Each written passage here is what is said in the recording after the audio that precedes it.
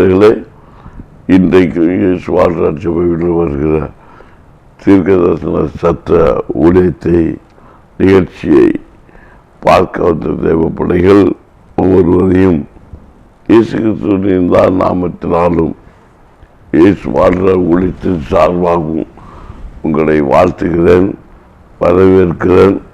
கர்த்தர் உங்களை ஆசீர்வதிப்பாராக. எந்த பிள்ளைகளே, நேற்றைக்கு புதுசாக சில காரியங்களை எல்லாம் உங்களுக்கு சொல்லி கொடுத்துருப்பேன்னு நினைக்கிறேன். ஆலோசனையாக, செய்தியாக, ஆவியிலும் கிருபைக்குள்ளும் ஆமேன் நான் உங்களுக்கு சொல்லியிருப்பேன்னு நினைக்கிறேன். அது சில காரியங்களை நான் விளக்கினேன். நேற்று உங்களுக்கு சொல்லி கொடுத்தேன். இந்த உலகத்தை நமக்கு எந்த நன்மையும் நமக்கு உரியது இல்லை. எல்லாமே ஒரு வாடகை வீடு போல. எல்லா பக்தம் பாடுவாங்க தெரியுமா உங்களுக்கு. நம்ம சில கவிஞம் கூட பாடுவோம், இந்த வீடு நமக்கு சொந்தம் இல்லை, இந்த கூடு நமக்கு சொந்தம் இல்லை அப்படியெல்லாம் சில கவிஞர்கள் கூட உலகப்பிரமான காரியத்தில் அவங்க பாடி இருக்கிறாங்க. நான் உங்களுக்கு ஒன்று சொல்லுகிறேன், நிதானமாக கேட்கணும்.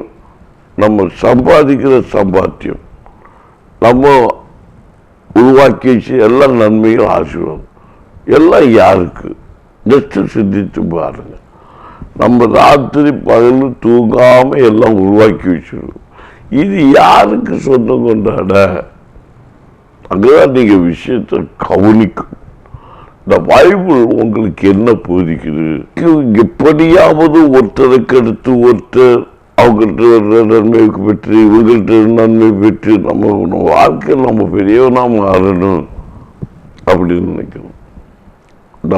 நம்ம பெரியவனா மாறணும்னு நினைக்கிறத விட பிறருக்கு பிரயோஜனம் உள்ளவனா மாறணும்னு நினைக்கிறது நன்மைன்னு தான் பைபிள் சொல்லு. கனி கொடுக்கிற ஜீவிதம்னா அதுதான். கர்த்தர் கனி தான் விரும்புகிறார். கனி கொடுக்கிற வாழ்க்கைன்னா அதுதான். அன்புனாலே கனி ஆதாரம். அன்புங்கிற வார்த்தைக்கே கனிதான் ஆதாரம். அதுதான் இந்த வசனம்.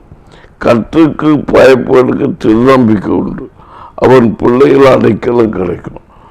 அந்த ஒரே வருஷத்தை உங்களுக்கு கல்யாணி நேற்று பேச நீதிமொழி 14:26 கர்த்தர் பயப்படுற மனுஷனாக இருந்த ஞானி சாலமன் நமக்கு அவருக்கு ஞானத்து ஆர்டர் கொடுத்த ஞானத்தில் நமக்கு போதித்த எழுதின வசனம். அப்போ கர்த்தருக்கு பயப்படுற மனுஷனுக்கு பயனாக கிடைக்கிறது, அவங்க பிள்ளைகளுக்கு அடைக்கலம் கிடைக்கும்.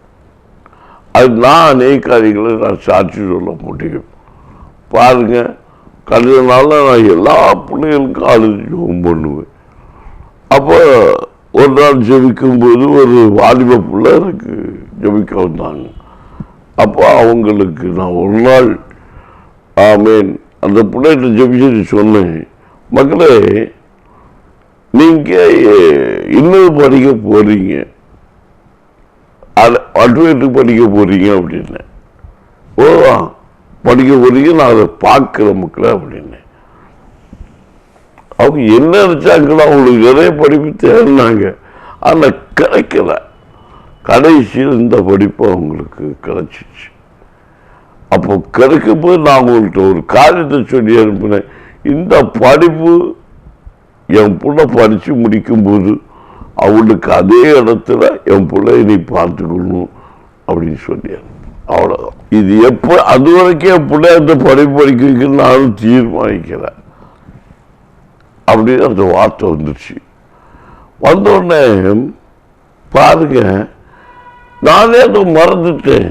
அந்த பிள்ளைங்க படிக்க போனாங்க, படித்து அவங்க லாஸ்ட்டில் படிக்க முடியிற நாள் வந்துடுச்சு. வர பொண்ணு என் பிள்ளைக்கு +2 படித்து முடிக்கிற நாளும் வந்துடுச்சு. அதே ஆண்டில் வந்துருக்குது. அப்போ என்ன அந்த பிள்ளை திடீர்னு அங்கிள் அப்படின்னு கூப்பிடுறா. அங்கிள் என்ன மக்கள் அப்படின்னு கேட்டேன். அப்போ அங்கிள் உங்கள் பிள்ளை +2 படிச்சுதானே? ஆமாப்பா, என்ன படிக்க வைக்கிறீங்க? அதாம்மா நான் உங்கள்கிட்ட சொன்னேன் இல்லை என்ன படிக்க நீ அது என்னாச்சு?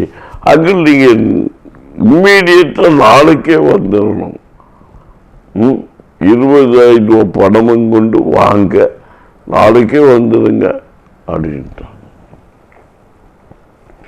என் கையில் 20 காசு கூட இல்லைன்னு வச்சுக்கீங்களா.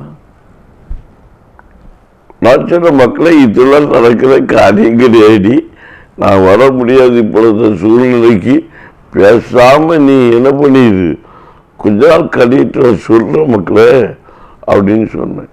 இல்லை அங்கிள், இது நல்ல லாபத்து கிடைக்கிற ஒரு காரியம், நல்ல வெரிஷன் உள்ள ஒரு படிப்பு அப்படின்னு கொஞ்சம் வித்தியாசமா சொன்னாங்க. அதை சொல்ல விரும்பல.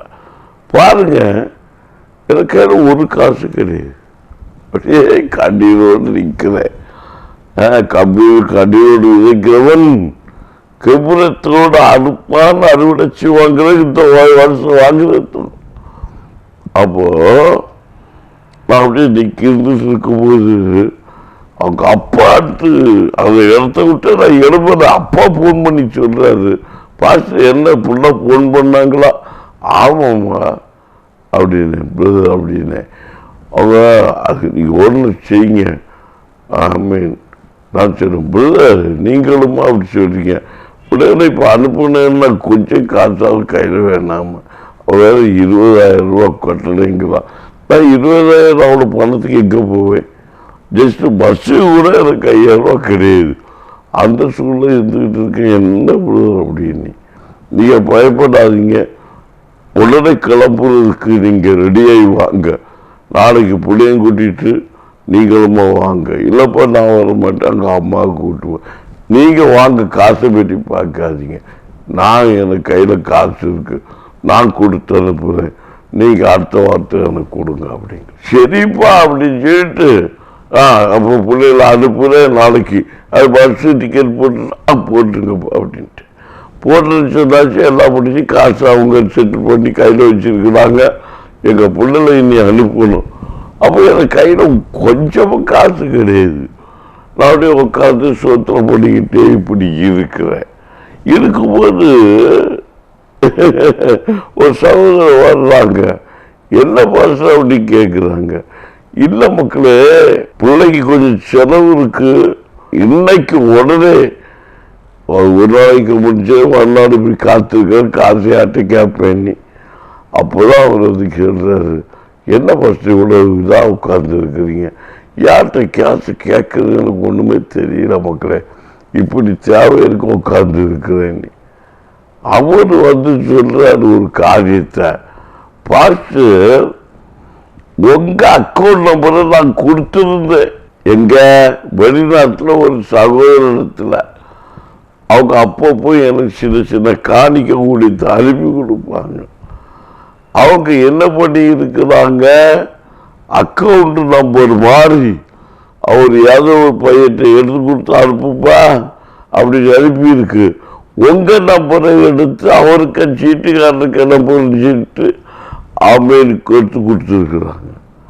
இப்போ உங்க அக்கௌண்ட் நம்பருக்கு அவர் அனுப்புன 50,000 ரூபா பணம் உங்க அக்கௌண்ட் நம்பருக்கு கணக்கு பார்த்து அது நீங்க எடுத்து அவருக்கு போடணுமா நாளைக்கு அப்படின்னு சொல்லி இங்க கூப்பிடுறாங்க. ஆமேன். பாருங்க ஆண்டவருக்கு அற்புதத்தை. அப்படியே சொல்லிட்டு இருக்கும்போது அவங்க என்ன சொன்னாங்கன்னா, அப்போ உங்களுக்கு அதில் நீங்கள் பேங்க்கில் போங்க, அந்த 50,000 ரூபாய் எடுத்து இன்னொரு அக்கௌண்ட்டில் போடுங்க, அந்த நம்பரில் போட்டுக்கிட்டு இது 5,000 ரூபாய் எடுங்க, 40,000 அங்கே போடுங்க, அப்படிங்க 5,000 ரூபாய் எடுத்து உங்கள் பிள்ளைக்கு பஸ் செலவுக்கு வச்சுக்கோங்க அப்படின்னு சொல்லிட்டு அவங்க கொடுத்துட்டாங்க. அதுக்கப்புறம் கடைசி அப்புறம் கொடுங்க. பாருங்க, நான் எதுக்கு சொல்றேன்னா, கற்று அடைக்கலுக்கு பிள்ளைகளுக்கு கொடுக்கிறவர். யாருக்கு பிள்ளைகளுக்கு? கர்த்தருக்கு பயப்படுகிறவனுக்கு திட நம்பிக்கை உண்டு, அவன் பிள்ளைகளுக்கு அடைக்கலம் கிடைக்கும். அப்படி நடந்துச்சு, எல்லாம் முடிஞ்சிருச்சு. ஒரு வாரத்துக்கு அட்மிஷன் எல்லாமே காசு காரியம் எல்லாம் கொடுத்து முடிஞ்சாச்சு. அது எப்படி நடந்தது என்று எனக்கே தெரியவில்லை. நினைக்கும் போது அது பெரிய ஒரு மகா பெரிய கிருபையாக இருக்கிறது. எதுக்குன்னா, இந்த சாட்சி உங்க வாழ்க்கையில் நீ கவலைப்படக்கூடாதுங்கிறதுக்காக. நீங்க கவலைப்படுற நிமித்தம் உங்க சரீரத்தில் பலவீனம் வருது. தேவையை நினைச்சு கலங்காத. எத்தனையோ வசனம் நமக்கு நம்ம இந்த வசனத்தை ஏற்றுக்கொள்ளலை. கர்த்தருக்கு பயப்படுறது இல்லை, கர்த்தர் அற்புதம் செய்வார்னு நம்ம தெரியல. அதுக்காக நம்ம முயற்சி பண்ணாமல் இருக்கக்கூடாது. நம்ம நன்மை செய்கிறதால செய்துக்கிட்டே இருக்கணும். நான் இன்றைக்கு நான் ஊழியில்லைன்னு ஒரு நாள் சொன்னது கிடையாது. அதை சொல்லுவேன், என்ன யாரும் ஜெபத்துக்கு கூப்பிடலன்னு சொல்லிட்டு இருப்பேன். ஆனால் ஜெபத்துக்கு வந்து என்னால் போகிற சூழ்நிலையெல்லாம் இல்லை. அவ்வளோ எனக்கு பணி நெருக்கும். இருந்தாலும் உடல் நலன் எனக்கு அது ஒத்து கொடுக்காது. இருந்தாலும் எல்லாத்தையும் என்ன சொல்வேன், என்ன யாரும் கூப்பிடலாமா அப்படிப்பேன். காமெடியாக இருக்கும். அவன் சில விஷி என் பாக்கெட்டில் செல்லு மூணு ஒரு கூட பக்கத்தை விட்டு வெளியே போக வைக்க மாட்டேன். பாத்ரூம் போனாலும் பக்கத்தில் கொண்டு வச்சுக்கிட்டு தான் பாத்ரூம். குடித்தாலும் பக்கத்தில் தான். அது செல்போன் அடித்து முடிய முன்னாடி கண்டிப்பாக குடிச்சிட்டு இருந்தால் கூட உடனே கையில் துண்டை எடுத்து கையை துடிச்சிட்டு போய் அட்டன் பண்ணி தான் காரியம். பாத்ரூமில் இருந்தே ஜெபம் பண்ணி இருக்கிற அற்புதம் நடந்திருக்கு. பெரிய பெரிய அற்புதங்கள் நடந்திருக்கு. எப்போ வேறாட்டா இருக்கணும், அவன் தான் கிட்ட வீரே. அப்போ இப்படி உண்மையை உத்தமாக உடைஞ்சுகிறது. மனுஷனுக்கு தான் தூக்கி கிடக்கும் போது வெளியே இறக்க மாட்டாங்க, தூக்கி கிடக்கும் போது ஜெபம் பண்ண மாட்டாங்க. டிஸ்டர்ப் பண்ணக்கூடாது. நான் என்னைக்குமே ஊழியத்தை டிஸ்டர்ப் பண்ணக்கூடாதுன்னு சொன்னதும் கிடையாது. முடிஞ்சா எழுப்பி போவேன் சாகும் வரைக்கும். கற்ற கிருபை எனக்குள்ளே இருக்குமான்னா எனக்கு தூக்க விஷயம் கிடையாது.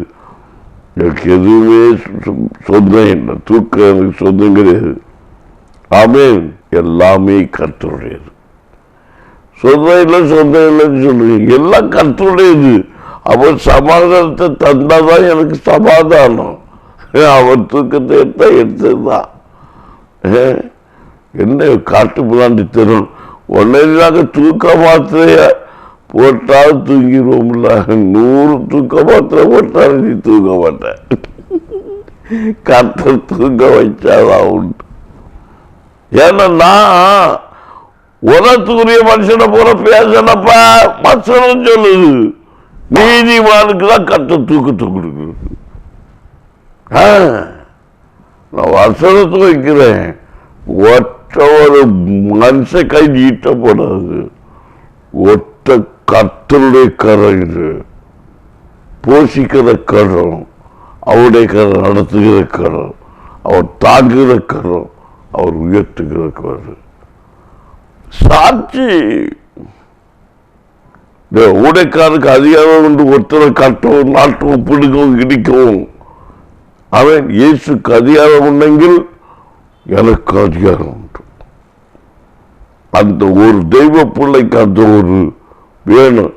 சகோதர அர்த்த பரிசுகுமாரையா நான் தான் அப்படின்னு தேவகுமார என்று இயேசு அவர் சாயலுக்குள்ளே இருக்கிற நான் மனுஷகுமாரன். நான் உயிரோடு இருக்கும்போது நான் மனுஷகுமாரன் நான் இருக்கிறேன். தேவகுமாரன் இயேசு. ஏன்னா அவர் ஆவியோடும் உயிரோடு, அவர் உயிரோடு வாழ்கிற இயேசு. அவர் குமாரனாகவும் இருக்கிறார், ஆவியாகவும் இருக்கிறார், இருக்கிறார். அவர் உயிரோடு இருக்கிறவர், வாழ்கிற இயேசு. நான் மனுஷகுமாரன். மனுஷன் மாம்சத்தில் இருக்கிறவோ மனுஷகுமாரன். அவர் அன்றைக்கு மனுஷகுமாரனா பூமிக்கு வந்தார், அழிக்கப்பட்டார், நொறுக்கப்பட்டு இன்றைக்கு தேவகுமாரனாக பூமியை அசைவாடி கொண்டிருக்கிறார். கைகளை தட்டி தேவப்படுகிறே நாம் உணர்வுடையணும்.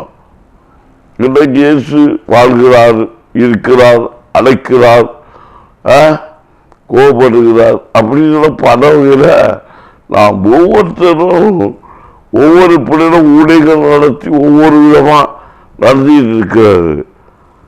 தப்பு எந்த விதமான நடத்திலையும் தப்பு என்று நியாயம் தீர்க்க ஒரு மனுஷனுக்கு அதிகாரம் கிடையாது. நல்லா புரிஞ்சுக்கணும். ஏன்னா அதையும் யாரும் போதிக்கல, இயேசுதான் போதிச்சிருக்கிறார். அவர் அதை வெளிப்படுத்தி இருக்கிறார். எங்க வெளிப்படுத்தி இருக்கிறார்? வசனத்தை சொல்லுங்க பார்க்கலாம். முதல்ல யோசிப்போம். ஆமென். என் பிதாவின் வீட்டில் அநேக வாசஸ்தலங்கள் உண்டு, அநேக தெய்வங்கள் உண்டுன்னு வச்சுக்கிறீங்களா, அநேக உடைக்காரர்கள் உண்டுன்னு வச்சுக்கிறீங்களா, எல்லாம் உண்டு. ஆனாலும் அதில் ஒரு வழிய இடுக்கமான வழி உங்களுக்கு நான் ஆயத்தப்படுத்த போகிறேன். அடிக்க மாட்டேங்கிறீங்களா? லக்கி. சும்மா உனக்கு பேசிட்டு இருக்க கூடாது. என் அலையருக்கு பார்த்தா எனக்கு தெரியும். மைக்கு கிடைச்சுன்னா என்ன ஸ்டைல் சுபாபாசன் நாக்கே தெரிந்தார், நாக்கொடி பாடுறது கேடா அப்படிம்பாங்க. அடா என் தேவப்பிள்ளையில இது மறுத்து போன பாடி, செத்து போன பாடி என் ஆவியில் உயிர்ப்பிக்கப்பட்டு ஒரு ஆவிக்குரிய மனுஷனாக தான் நான் வாழ்ந்து கொண்டிருக்கிறேன். மாம்சத்தில் பலத்தில் நான் நடக்கவே இல்லை, மாம்சத்தின் பலத்தில் நான் பேசவும் இல்லை, ஆவிக்குரிய பலத்தில் நான் பேசிக் கொண்டிருக்கிறேன். அது என்னோடு இருப்பவர்களுக்கு தெரியும். என்னை சுமக்கிற என் அன்பு பிள்ளைகளுக்கு தெரியும் நான் எப்படி ஊழியம் செய்து கொண்டிருக்கிறேன். யாரும் என்னை பார்த்து எந்த விஷயத்தோட விட முடியாது. தேவ பிள்ளைகளை இயேசுவை பார்த்து அவர் இப்படித்தான் இருப்பார், இப்படித்தான் இருப்பார், இப்படித்தான் இருப்பார் சொல்லவே முடியாது. அவர் ஒவ்வொரு விதத்திலும் ஒவ்வொரு நேரத்திலும் அவர் எப்படி போகிறார், எப்படி வருகிறார் என்று கண்டுபிடிக்க முடியாது. அவன் தான் ஆவிக்குரிய மனுஷன். ஆமென். அல்லேலூயா என்று எல்லாரும் கேட்பாங்க. ஒருவர் ஒரு சகோதரத்தை பேசி கொண்டிருந்தேன். அவர் சொன்னாரு, உங்களை போயிட்டு அது சகோதரர் சொல்றாரு, பார்த்து என்ன மக்களே, ஆமென், பசி கேட்டீங்களையா, சொல்லுப்பா. மனுஷன் சோறவாதி வாயில தர்றதியா, அது உள்ள போக முன்ன பெறப்படுத்த அட்டியே இல்லை பின்னால கொடுக்கிறது. அப்ப எவையா கூட இருப்பான். ஆமென். நான் சிரிச்சுக்கிட்டு இருந்தேன். எப்பா அவனுக்கு புசிக்க கொடுக்கறது ஆகாரம் உலகத்துல வாழ்ந்துருக்கு, அடிக்க கொடுக்கறது எதுக்குன்னா மூடை அவனுக்கு உலகத்துக்குரிய எண்ணம் சிந்தனை இதெல்லாம் மாற்றி பரவராஜ்யத்தை சேர்க்கிறதுக்கு. வருஷம் என்னப்பா சொல்லுகிறது, பரவராஜ்யம் பலவந்தப்படுத்தப்படுகிறது, பரவராஜ்யம் பலவந்தப்படுத்தப்படுகிறது, பலப்படுத்தப்படுத்தப்படுகிறது.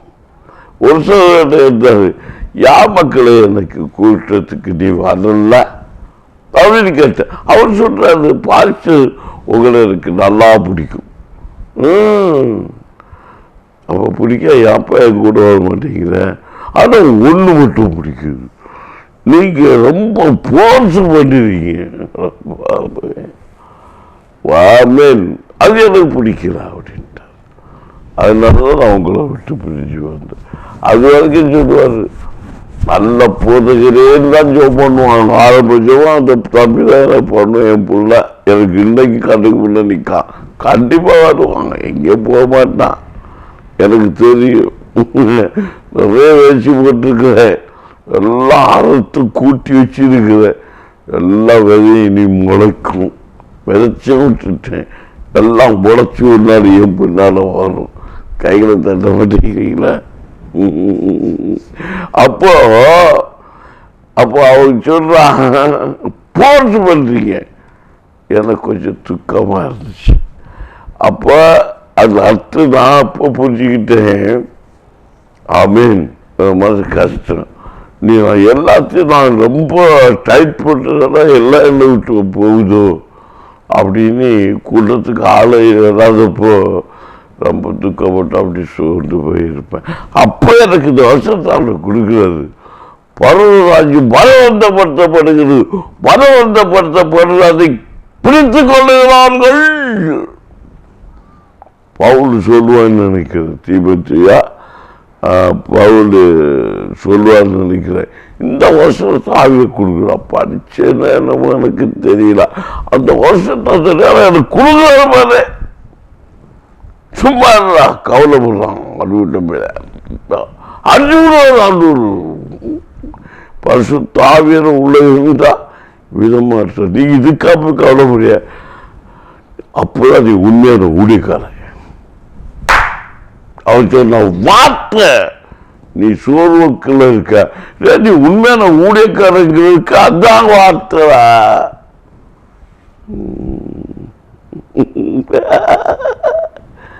ஆமீன்.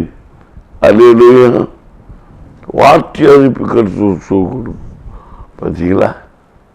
அப்போ போர்ஸ் பரவராஜ்யம், நீ பரவராஜ்யத்துக்கு போனா பண்ணி ஆகணும்.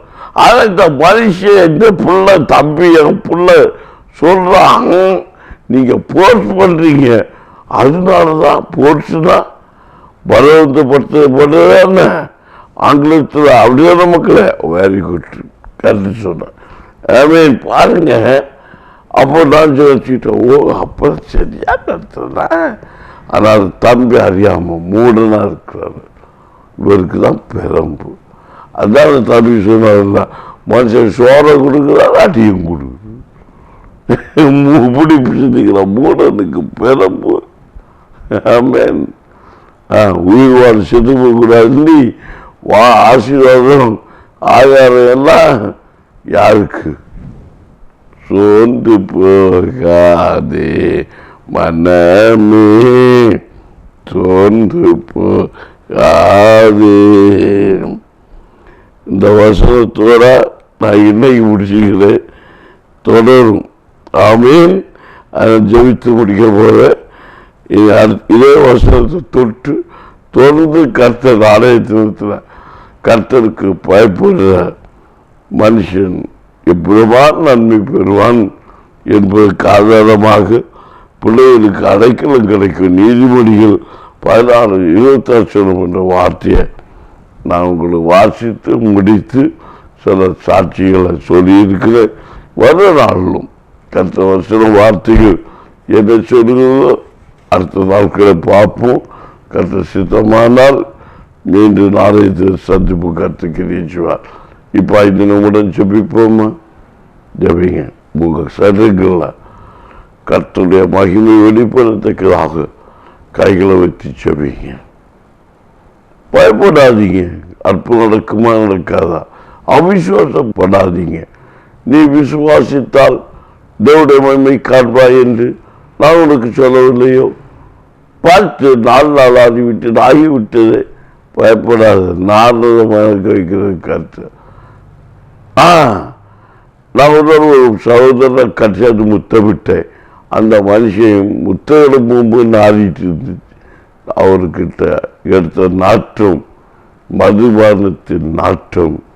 ஆனால் இன்றைக்கு கட்டை செய்து முத்தமிடும் போது அவருக்கு தலையிலும் அவருடைய முகத்திலும் நறுமணம் வீசுகிறதை காண முடியும்.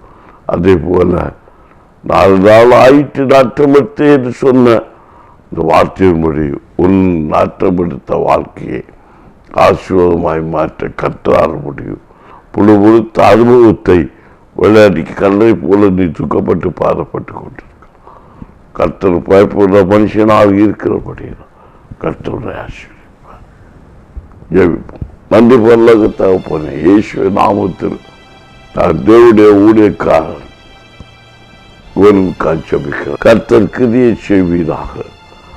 ஒரு குடும்பத்தில் போராடி கொண்டிருக்கிற சில துறைத்தனங்கள், சில அதிகாரங்கள், எங்கள் தேசத்தில் துள்ளாடி கொண்டு நிற்கிற சில துறைத்தனங்கள், அதிகாரங்கள் கட்டவிழ்க்கப்பட்டு எழும்பி நிற்கின்று கொண்டிருக்கிற எல்லா துறைத்தனங்கள், அதிகாரங்கள், எல்லா பிசாசிக தள்ளப்பட்ட பொல்லாத கிரியைகள், வானமண்டலத்தின் நாபிகள், சேனமண்டலத்தில் பொல்லாத கிரியைகள், மச்சார வேசித்தனத்தின் நாவிகள், குலவெறியின் நாவிகள், சூதாட்டத்தின் நாவிகள், மோசட்டத்தின் நாவிகள், இயேசுவின் நாமத்தில் ஒவ்வொரு இலைகளை விட்டு வெளியேறி போவதாக. இயேசுவின் நாமத்தில் அற்புதம் நடக்கட்டும். சபிக்கப்பட்ட பிசாசு எல்லாம் பரிசுத்தமாக்கப்பட்டது. அது கர்த்தருடையது. இதை நீ போ. இயேசுவின் நாமத்தின் பிள்ளைகள் சித்திரம் தீர்த்த மூளை கல்ல போல ஒவ்வொரு மனுஷிகளும் கர்த்தருக்கு வெளிப்படத்தக்கதாய் கர்த்தர்கிரியை செய்வீராக. அற்புதம் நடக்கட்டும். விடுதலை உண்டாகட்டும். தேசத்தில் ரட்சிப்பு உண்டாகட்டும். புருஷர்கள் மனம் திருப்பட்டும். ஆமே, ஸ்திரீகள் மனம் திருப்பட்டும். மணவாளன்கள் ரட்சிப்பின் வஸ்திரங்களை தடுத்துக் கொள்வார்களாக. மணவாட்டிகள் சபையை ஆயத்தப்படுத்துவார்களாக. இயேசுவின் நாமத்தில் அற்புதங்கள் நடக்கட்டும். பரிசுத்தமாக்கப்படுகிறவர்கள் இன்னும் பரிசுத்தம் ஆவார்களாக. விடுதலை காண்பவர் விடுதலையை ரட்சிப்பை காண்பார்களாக. இயேசுவின் நாமத்தில் தலைவன்கள் ஆவிகள் பண்ணுகிற கிரியைகள் நிர்ணயிக்க விடாதபடிக்கு போராடுற கிரியைகள், வியாதியின் பயத்தை கொண்டு வர ஆவிகள், வியாதியின் மரண பயத்தை கொண்டு வர கிரியைகள் இயேசுவின் நாமத்தில் வெளியேறுவதாக. என்னால் முடியாது, வாழ முடியாது என்று கண்ணீரோடு இருக்கிற பிள்ளைகளுக்கு திட்ட நம்பிக்கை உண்டாவதாக. திட்ட நம்பிக்கை உண்டாவதாக. இயேசுவின் நாமத்தில் ஜெபிக்கிறேன். திட்ட நம்பிக்கை வாய்க்கிறேன். எழும்பு மகனே, எழும்பு மகளே, எழும்பு சகோதரி, எழும்பு தாயே, அன்பு தகப்பனே, என் அன்பு சகோதரரே, எழும்புங்க. உங்களால் முடியும், சாதிக்க முடியும். தாயே, நீ பலப்படு, நீ எழும்பு. மிக வயது போய்விட்டது, என்னால் என்ன செய்ய முடியும்? கண்ணீர் வடித்துக் கொண்டிருக்கிற என் தெய்வ பிள்ளையே, வேதம் சொல்கிறது, முதல் வயதில் காட்டா மிருகத்துவத்த பலனை நீ பெற்று இருப்பாயில் சொல்லப்பட்டிருக்கிறது. காட்டா மிருகத்துவத்த பலன் உனக்கு உண்டாகி இருக்கிறபடியினால் எலும்பு எலும்பு வல்லமை தடுத்துக்கொள். இயேசுவின் நாமத்தில் இப்போது புதிய கிருபை ஒவ்வொரு இல்லங்களிலும், இப்போது ஒரு புதிய வல்லமை ஒவ்வொரு இல்லங்களிலும், ஒரு பெரிய அபிஷேக நதி, ஒரு பெரும் காற்று சுழற்சி இப்போது இந்த சத்தம் தொனிக்கிற ஒவ்வொரு மாவட்டங்களிலும், ஒவ்வொரு மாநிலங்களிலும், ஒவ்வொரு தேசங்களிலும், ஒவ்வொரு பட்டணங்களிலும், ஒவ்வொரு இல்லங்களிலும், ஒவ்வொரு குடும்பங்களிலும் ஒளி கொடுப்பதாக. விடுதலை உண்டாவதாக. ரட்சிப்பு உண்டாவதாக. துறைத்தரங்கள் அதிகாரங்கள் சேர்ந்து போகட்டும். வார்த்தையை அனுப்பி கொடுக்கிற கற்று வார்த்தையை அனுப்பி விடுதலை கொடுப்பீராக ஜெபிக்கிறேன். இயேசுவின் நாமத்தில் அற்புதம் நடப்பதாக. அற்புதம் நடக்கிறபடியே நன்றி. தேச ரட்சிப்பை காண்கிறபடியே நன்றி. உம்முடைய நாம் மட்டுமே வரட்டும். பரிசுத்த ஆவியான பிள்ளைகளை ஆலோசி ரத்த கோட்டுகளை மறைத்து பாதுகாத்து இறக்கச்சு நன்மை கருவை பிள்ளைகளை சூழ்ந்து கொள்ளட்டும். இன்றைக்கு ஜெபித்து இந்த நேரத்தை எங்கள் பிள்ளைகளை பிரிந்து நான் சொல்கிறேன். நாளை தினத்தில் இந்த நேரம் வருவ வைக்கும் கர்த்தர் நாங்கள் மகிமைப்படத்தக்கதாக தெய்வ கிருபை, தெய்வ பிரசன்னம் எங்கள் பிள்ளைகளை சூழ்ந்து கொள்ளட்டும். இதை ஆளுகை செய்வ நடத்தும்.